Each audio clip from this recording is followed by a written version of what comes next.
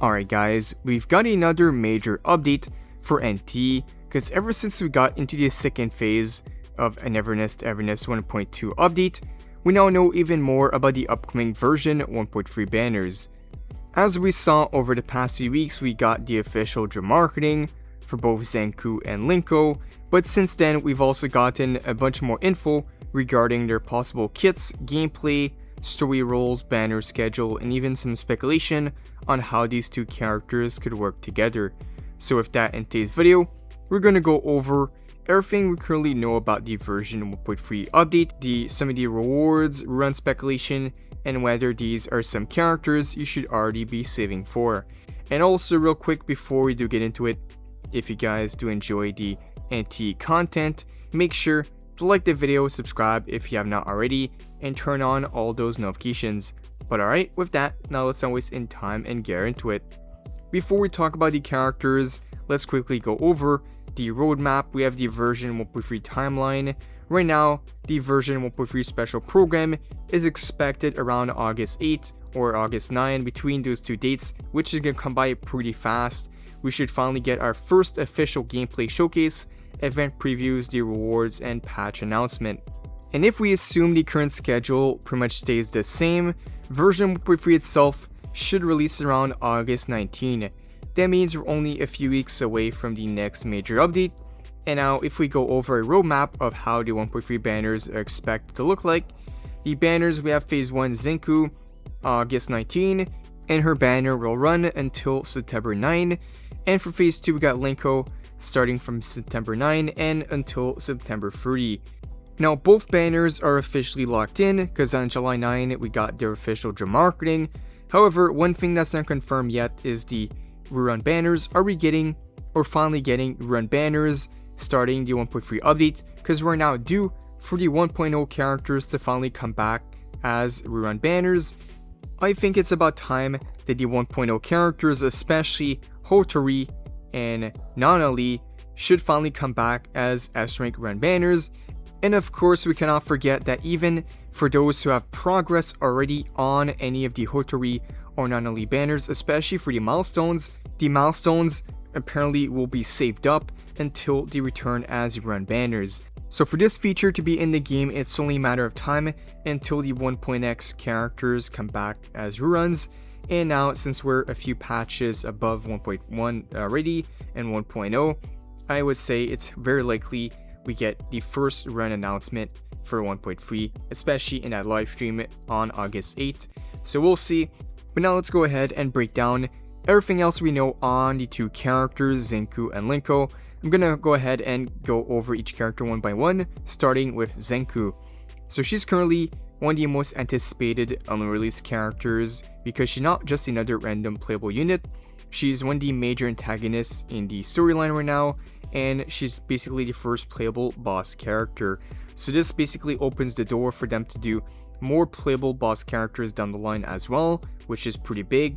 And basically, with the official job marketing and everything that we know officially, she's a S-rank incantation character from the Scarlet Letter faction and the phase 1 of version 1.3 character. Perhaps most importantly, she'll become the first limited incantation character in the game, so that already makes her stand out for those missing a character of that element, especially a limited character. Now regarding kit and gameplay, we still don't have her playable kit, but we actually have a really good reference point, because we have her boss fight, and NT tends to carry over at least part of the boss combat identity when making them playable. I'd imagine they will want to keep the same. So if we analyze the boss fight, we see after images, clones, teleporting attacks, very high mobility, some big slashes, counters, and fast sword combos. So based on that, the expectation is that Zenku becomes an aggressive on-field main DPS type of character. And from what we talked about in my last video, apparently she's going to have debuff mechanics mixed into her kit, because she's incantation. I also wouldn't be surprised if she heavily focuses on the reactions and applying debuffs before unleashing burst damage. Personally, I think she'll end up somewhere between a main DPS and a sub DPS, rather than a being straightforward damage dealer. So this is what we know on Zenku right now. Next up, let's talk about Linko. This is another really interesting character. Thanks to the official drop marketing, we know she's a S-rank character, and unlike Zenku, she's a anima unit and belongs to the Elite Task Division 6. She is one of the characters we've seen teased multiple times before finally becoming playable.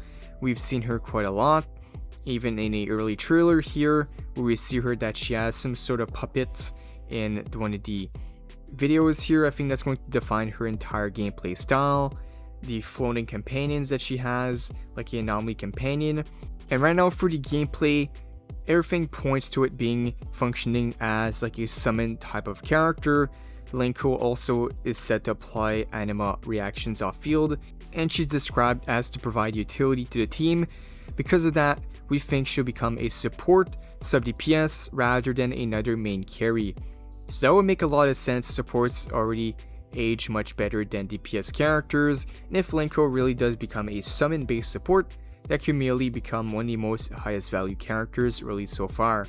Now, the big question is, are these two characters going to want to work together?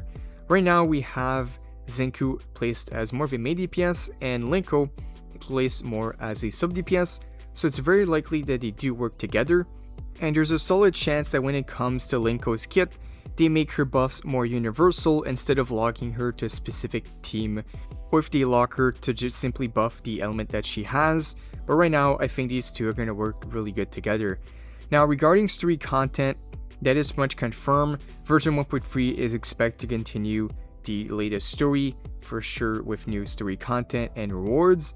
And speaking of rewards, nothing is official yet, but based on recent patches, we can always expect the usual, like the maintenance compensation, multiple limited time login events, maybe some limited time events that give more than usual, new income, and standard resets as well that we usually get. Because I've seen some people mention that maybe 1.3 won't be as generous as launch, or 1.2. It's going to be quite hard to be as generous at launch because there's a lot of first time rewards in the launch of the game. But for version 1.2 and 1.1, the pull count has been very similar, so I would expect a similar pull count 1.3, around 100 pulls free to play, and maybe even more. But yeah guys, version 1.3 is looking really promising already. We got Zenku bringing a whole new incantation playstyle and the first boss character. We have Linko potentially introducing a summon mechanic, and really good for support. And as always, the characters is only a small part of the entire update. We'll be getting more new content, events, brand new gameplay, big rewards, and much more. So I'm gonna do a full pull count once the 1.3 gets closer as well, so stay tuned. But for now, let me know down below, are you guys saving for Zenku, Linko, or are you still planning to summon for Iroi before her banner leaves? Let me know down below. This will now conclude the video. We'll just talk about everything we know about the 1.3 update so far, the roadmap, characters, and rewards. So if you guys did enjoy, don't forget to like, subscribe, turn on those notifications so you don't miss out on future NT updates right here on the channel. Thank you guys for watching, and I'll see you all in the next one.